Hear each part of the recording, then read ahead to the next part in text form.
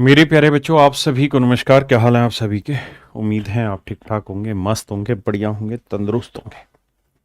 आइए मेरे प्यारे बच्चों, देखो मेरे बच्चे, एक तो आप सभी का नए समय पर स्वागत है रेलवे क्लासेस दोपहर 2 बजे।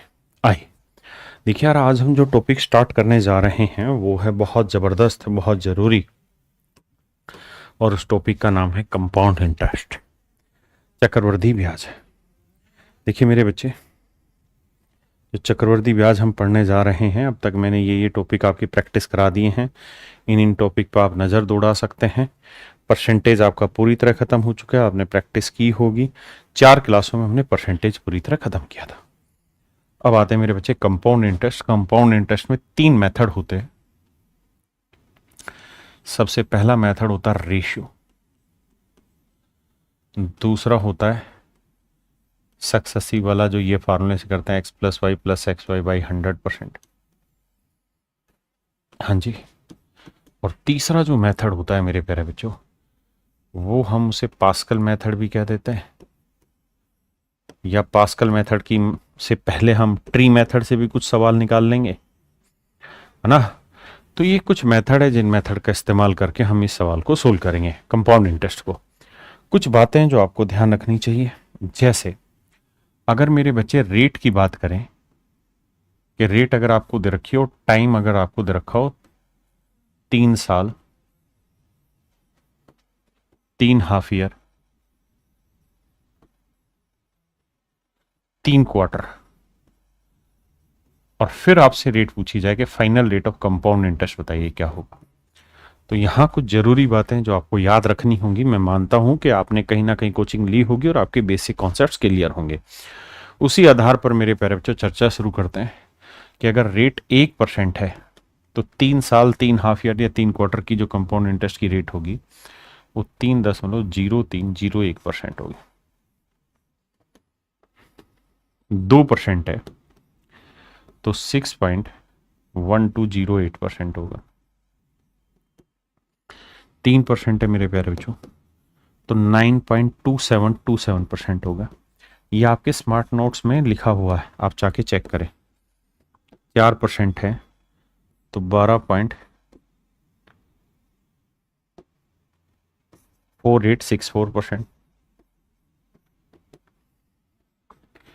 5% है मेरे बच्चे तो 15.7625%। ये मेरे बच्चे कुछ ऐसे डाटा हैं जो हमें और आपको मिलके याद रखने चाहिए।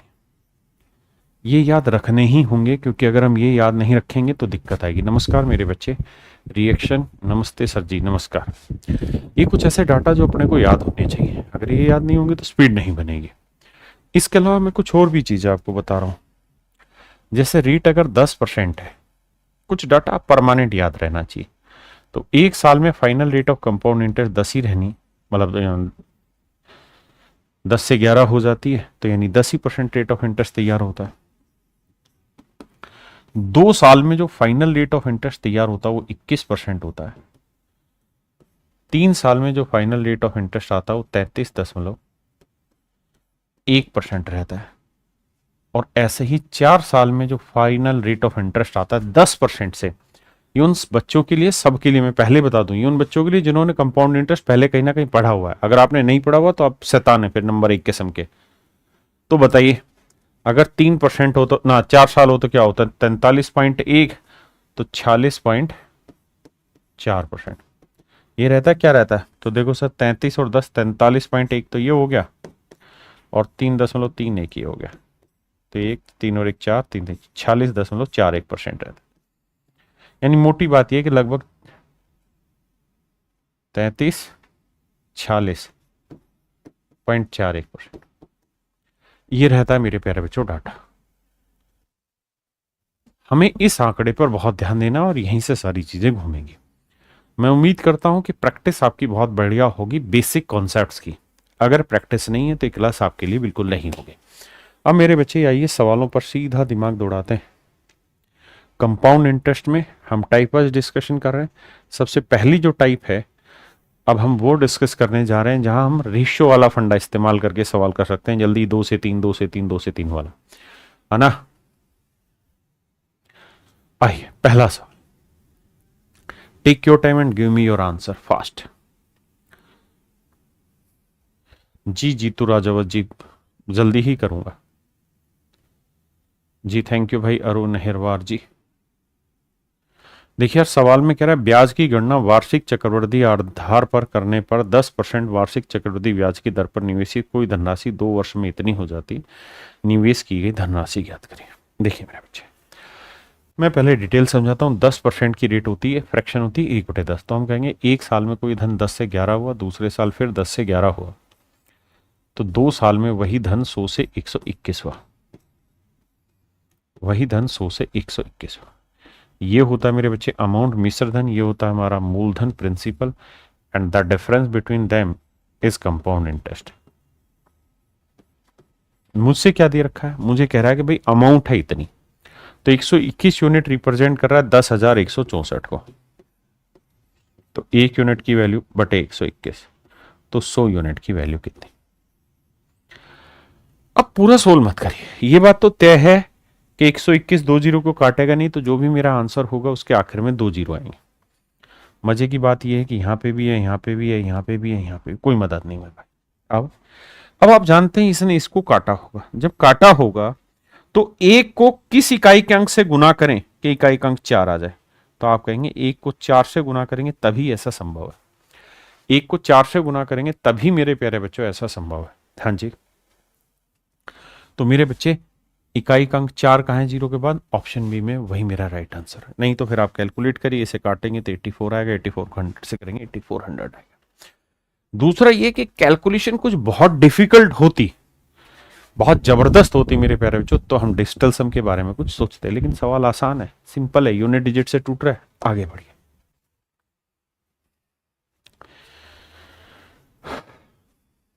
बताइए। S@, माइक सिंह @ R@NI, क्या क्या नाम है भाई। थैंक यू भाई, ओनली स्टडी XYZ 0.2।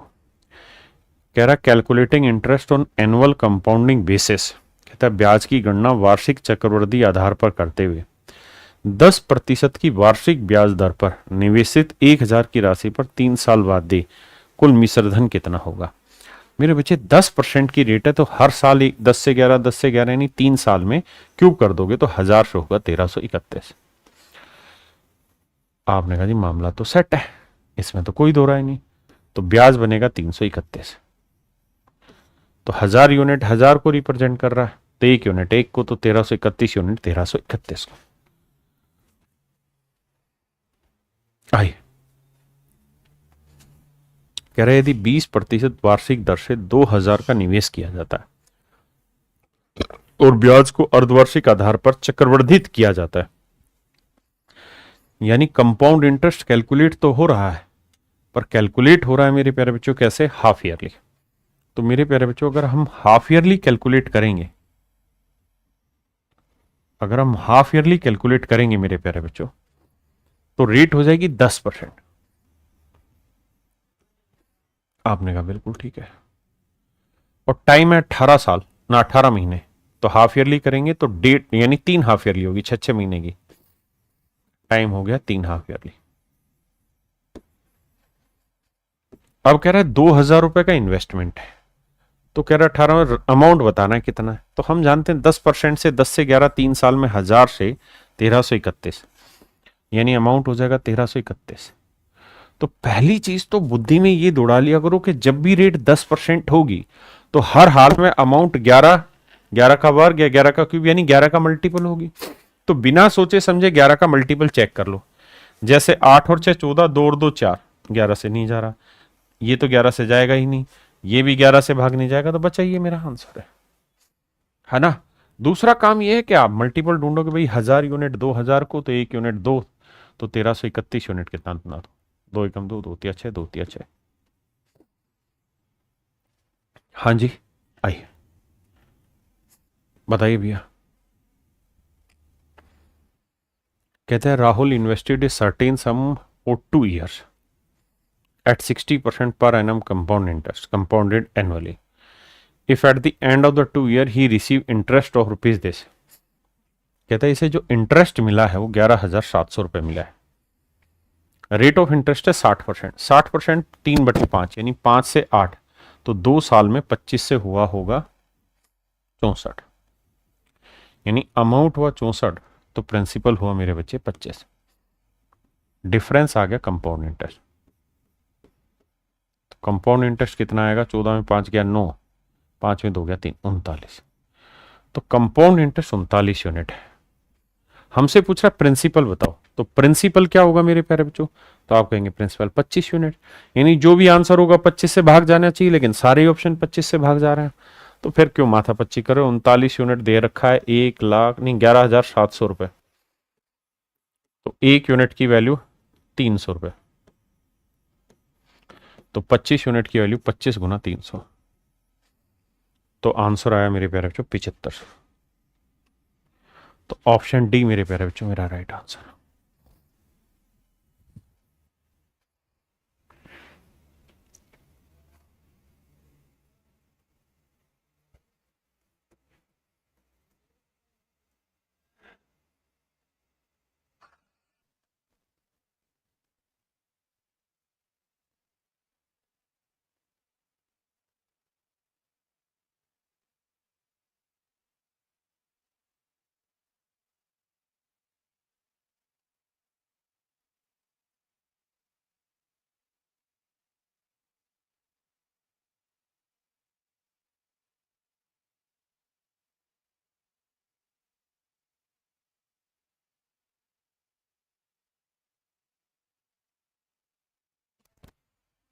आइए बाबू, कहता है मनीष एक निश्चित राशि को 5% वार्षिक ब्याज दर पर जमा करता है, जिस पर ब्याज की गणना वार्षिक चक्रवृद्धि आधार पर होती है। चक्रवृद्धि आधार पर होती है। 3 वर्षों के अंत में मनीष को मिश्र धन के रूप में इतने रुपए प्राप्त होते हैं। मनीष द्वारा जमा की गई राशि ज्ञात करिए। देखो यार, 5% की फ्रैक्शन होती है 1/20, यानी 20 से 21। तो अगर हर साल 20 से 21 होगा तो 3 साल में 20 की पावर 3 हो गया 8,000, और 21 की घातांक 3 हो गया 9,261। अब आप में से बहुत सारे ऐसे बावले बालक हैं जिन्होंने 20 तक के भी क्यूब याद नहीं किए हुए, जबकि कंपटीशन इतना कड़ा है, और रेलवे में तो खासकर कि आपको 1 से 30 तक के भी क्यूब याद होने चाहिए, लेकिन चलो 20 तक तो करो। तो अमाउंट होगा 9,261, जबकि अमाउंट दे रखा है 9,261 के बाद 1 जीरो, तो प्रिंसिपल के बाद भी 1 जीरो लगाओ, यानी 80,000। ऑप्शन बी मेरा राइट आंसर हो।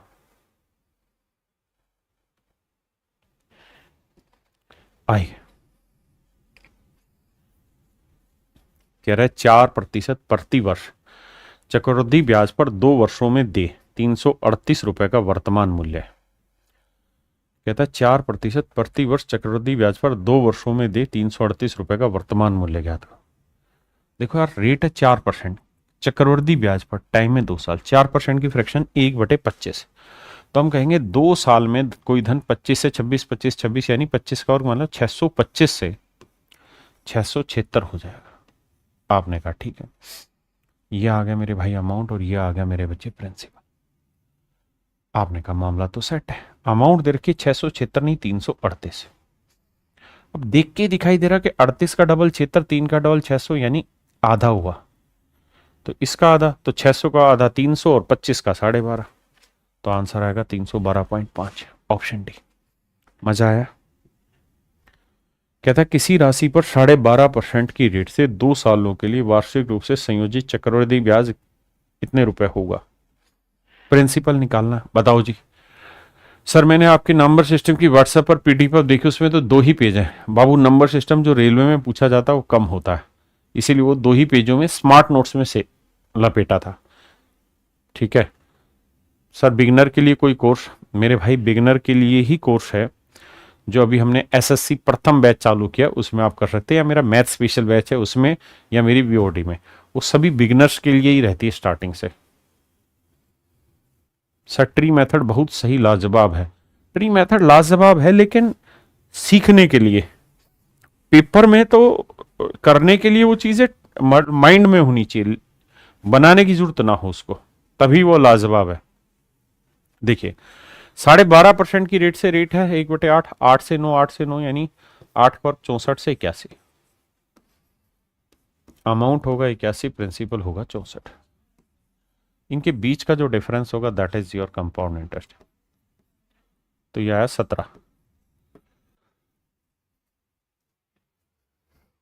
अब बाबू सवाल में कह रहा है कि भाई 6800 रुपये कंपाउंड इंटरेस्ट, सीधा है यार, 17 चुको 68, 400, तो 64 × 400 मेरा प्रिंसिपल, 0 0 2 0 सभी में, 4 चुक 16, 4 चिक 24 और 1 25, 256।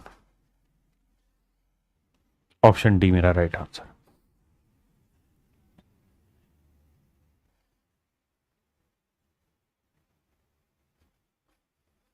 देखिए भैया सवाल में कह रहा है how much will ₹16,000 amount to in 1 year at 20% annual interest if interest is calculated half yearly.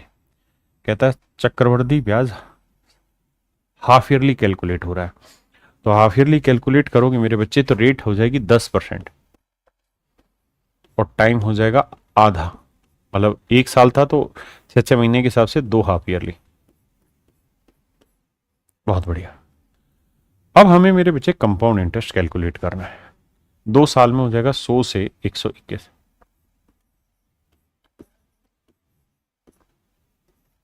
Principal 100, तो इसके बीच का डिफरेंस हुआ compound interest and that is 21 unit. हाँ जी, अब कहानी क्या है?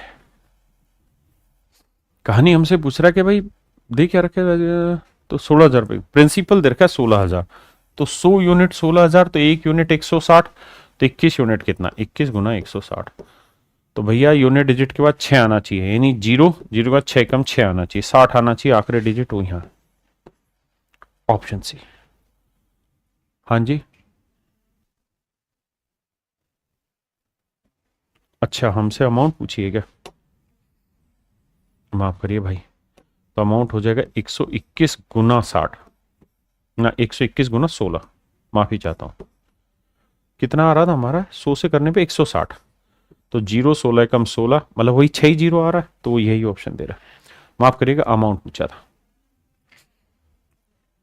आइए भैया, कहता है एक महिला प्रत्येक वर्ष के प्रारंभ में, इस लाइन को 2 बार पढ़िएगा,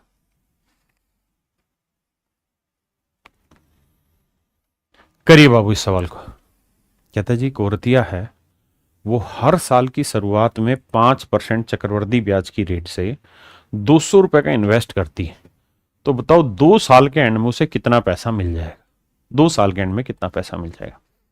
देखो यार 2 तरीके हैं। पहला तरीका तो ये कि 5% की फ्रैक्शन 1/20, तो हम कहेंगे कि पहले साल कोई धन 20 से 21 होगा, इंस्टॉलमेंट वाला फंडा याद है, और दूसरे 2 साल में 400 से 441। आपने कहा 2 साल में 400 से 441, किसी भाई को कोई दिक्कत है? नहीं। इसका मतलब ये जानना, बड़े ध्यान से मेरी बात को समझना, इसका मतलब ये हुआ कि अगर आज पैसा 400 रुपए इन्वेस्ट होगा तो 2 साल बाद मिलेगा 441। अगर आज पैसा 21 यूनिट इन्वेस्ट होगा तो 1 साल के बाद मिलेगा 21। ठीक, तो 1 साल में कोई धन 20 से 21 हो रहा है और 2 साल में 400 से 441 हो रहा है। अब सवाल में कह रहा है कि भाई जो पहले साल के शुरुआत में 200 रुपए इन्वेस्ट किया गया होगा वो तो 2 साल बाद वापसी ले रहे हो उस पैसे को, तो उस पर 2 साल ब्याज कमाओगे। तो बाबू जो पहले साल के शुरुआत में 200 लगाया है वो अगर 2 साल बाद लेने जाओ तो कितना मिलेगा, निकालेंगे। तो 200 यूनिट 401 यूनिट, मतलब 400 यूनिट 200 तो आधा, तो इसका आधा करेंगे तो 220.5। इसका मतलब मैं ये कह सकता हूं जो पहले साल के शुरुआत में यानी पहले दिन 200 रुपए लगाया है उस पे 2 साल के आखिर में 220.5 रुपए आपको रिसीव हो जाएगा। आपने कहा मामला सेट है। अच्छा, और जो दूसरे साल के आखिर में 200 रुपए लगाया उस पे तो एक ही साल ब्याज मिलेगा, तो 20 यूनिट 200 तो 21 यूनिट 210, तो वो अगर वापसी लेने जाओगे तो 210 मिलेगा। तो यानी जो पैसा पहले शुरुआत में लगाया वो तो दूसरे साल के आखिर में इतना मिलेगा, और जो दूसरे साल के आखिर में लगाया वो इतना मिलेगा। जोड़ेंगे इन्हें तो 210 और 220 कितना आएगा, 430.5।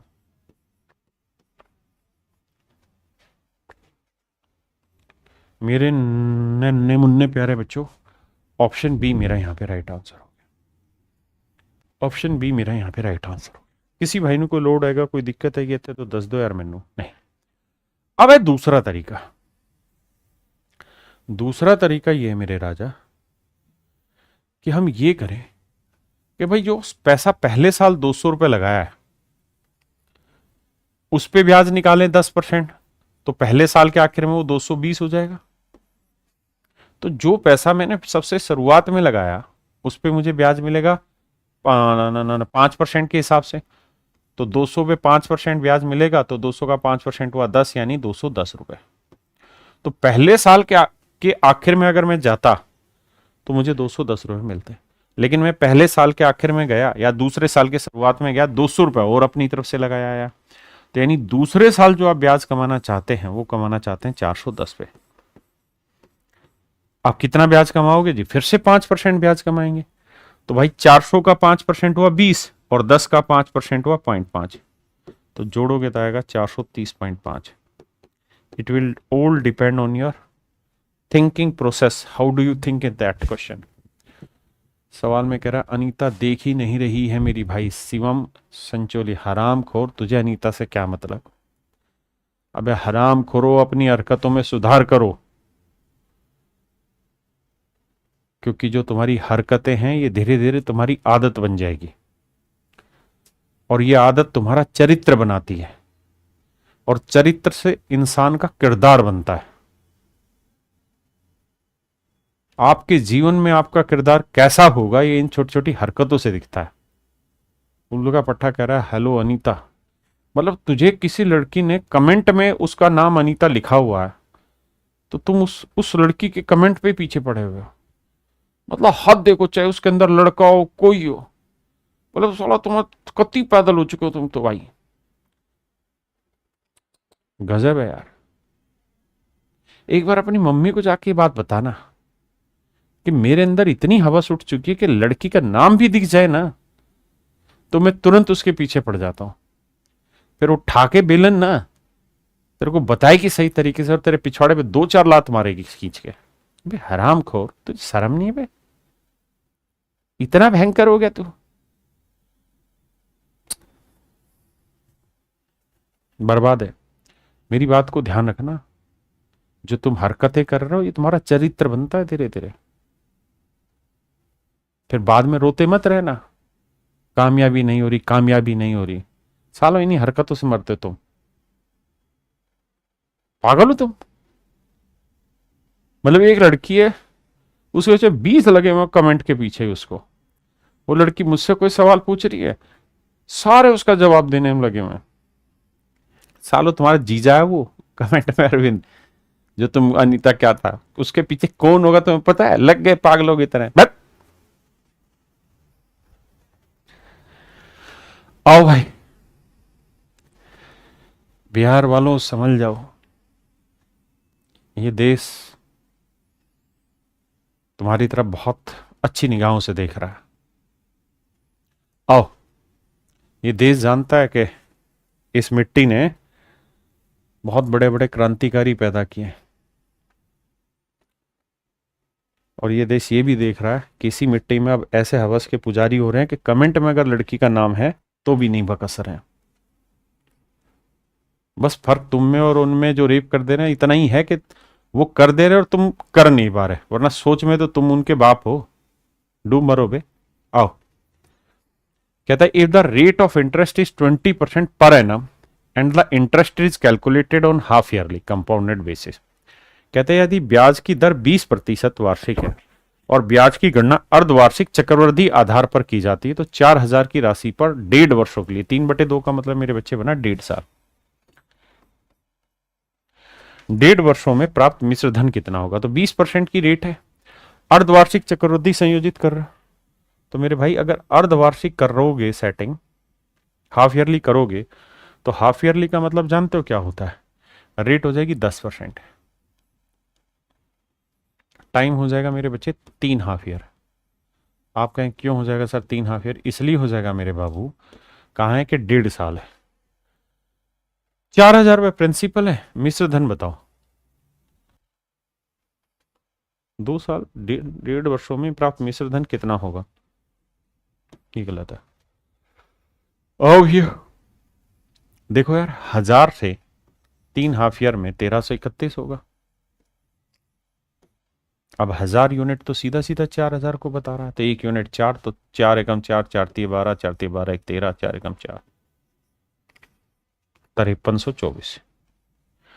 ऑप्शन सी मेरे प्यारे बच्चों राइट आंसर। आइए,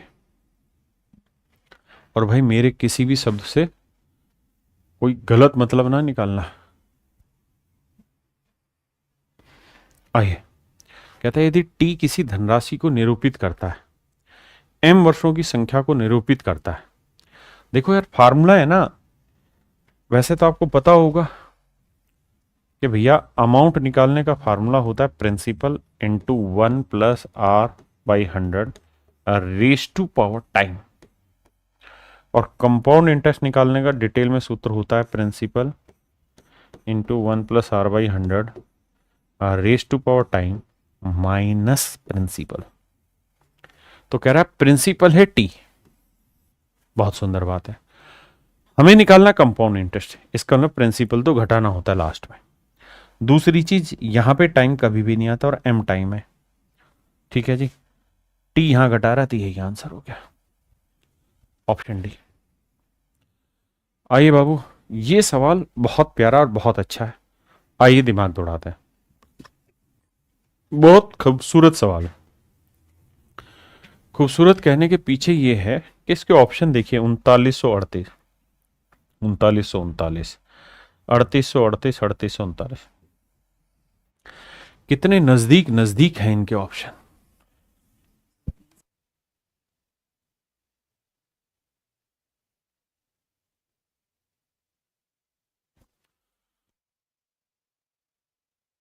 ठीक है मेरे प्यारे बच्चों, जो जो बच्चे एसएससी सीजीएल मींस की तैयारी कर रहे हैं, सीजीएल मींस की तैयारी कर रहे हैं, उनके लिए बता दूं कि मींस की डेट है 20 जनवरी 2025। ये आपकी एग्जाम की डेट है 18, 19, 20 जनवरी। इन 3 तारीखों में आपका पेपर होने वाला है, तो भाई इनको तैयार रखना।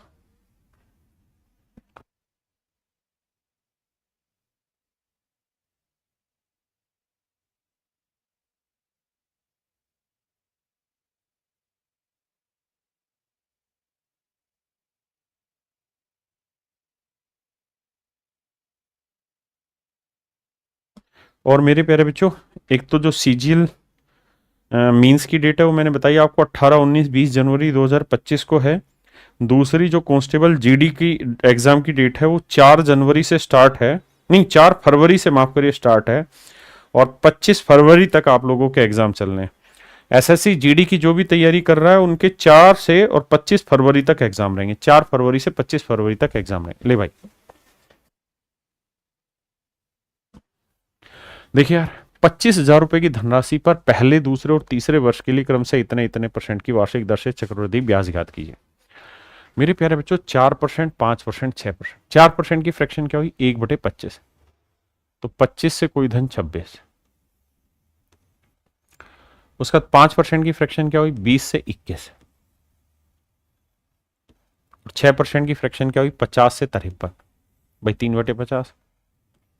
तो हम एक ही बात कहेंगे क्या कि सर जो प्रिंसिपल होगा वो 25 गुना 20 गुना 50 होगा।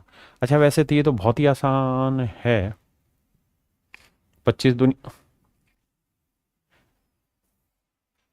25 दूनी 50 है ना, या ये आया 25,000, सीधा सीधा आ गया। और यहां इनकी गुना करना थोड़ा भारी काम है। 26 गुना 21 गुना 53। तो कह रहा कंपाउंड इंटरेस्ट क्या होगा?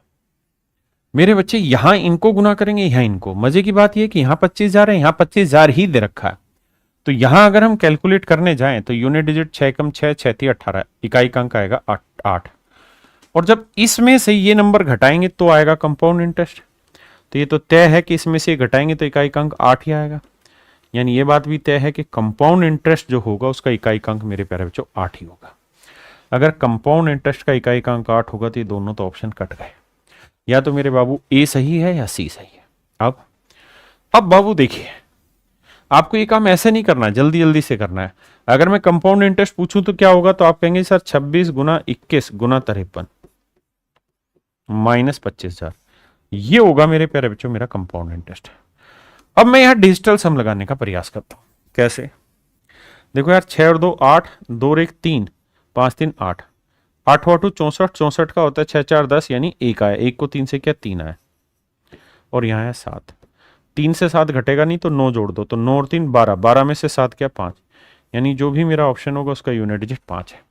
ये दो ऑप्शन आप पहले ही उड़ा चुके हैं यूनिट डिजिट से, बचा ए और सी। अब मुझे चाहिए 5 डिजिटल सम, देखते हैं सेटिंग करके। देखो 8 और 8 16, 16 और 3 19, 19 और 3 22, 22 का दौड़ दो 4, ये आंसर नहीं। ऑप्शन सी चेक भी करोगे तो 5 ही आ जाएगा। हाँ जी,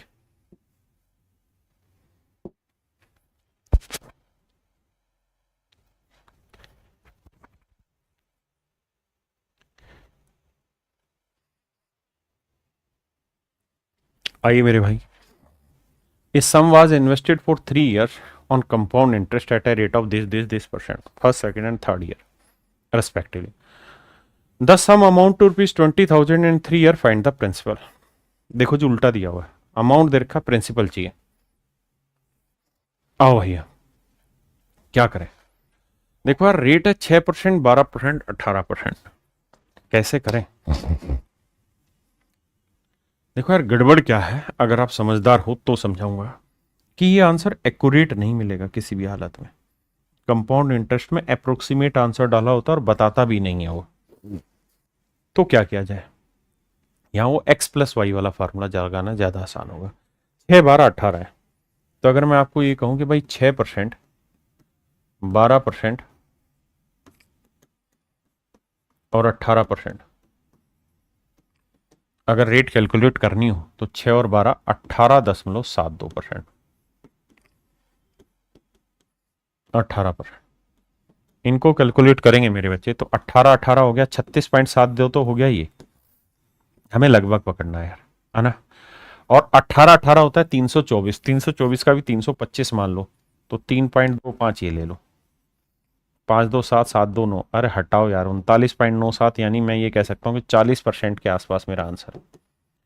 यानी लगभग जो final rate of compound interest है मेरे प्यारे बच्चों, वो लगभग 40% बैठेगी। आपने कहा मामला सेट, आगे बताओ। अगर final rate of compound interest 40% है तो अमाउंट दे रखा है 20,000। हमसे कह रहा है कि कंपाउंड इंटरेस्ट से वो बताओ, प्रिंसिपल बताओ।